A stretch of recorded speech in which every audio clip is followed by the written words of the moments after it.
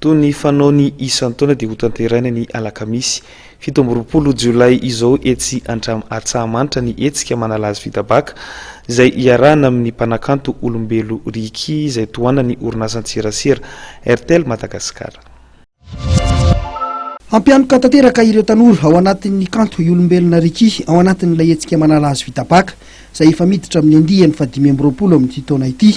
Nalakamisy izao no tanterahana etsy Antsahamanitra ny fampisehoana izay arahana amin'ny RTL Madagasikara. Efa fantatritsika ihany moa izany fa izahay dia mifampitantana amin'ny tanora foana dia ity fotoana anankiray iarahana amin'ny tanora dia fampitantana izany sy namaly antsy izahay tsy miambahamba mihitsy tamin'ny nantsony zareo dia tonga izahay manohana ny hetsika.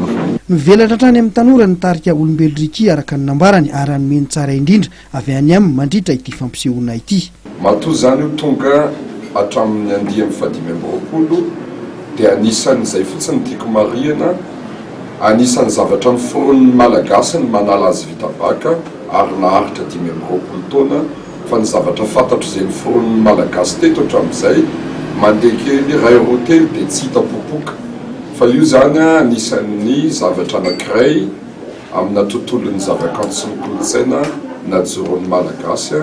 Araka ny nambaran'ny Meksan Bekangba tale jeneralin'ny RTL kosa dia miezaka hatrany izy ireo ny manohana ny tanora malagasy izay no isan'ny antony andraisany anjara amin'izao fampisehoana izao. Dia iny fadididiny koa tokolasy togovavy manakatona tanteraka ny fampalalam-baovao-tsika teto amin'ny fahitalavitra matv tamin'ity alina ity isaorana isika teny tokantrano naritra anjery hatramin'ny farany mamy fotoananao ary rampitso indray ny sampana fampalalam-baovao ny fahitalavitra matv veloma tompokolahy veloma tompokovavy.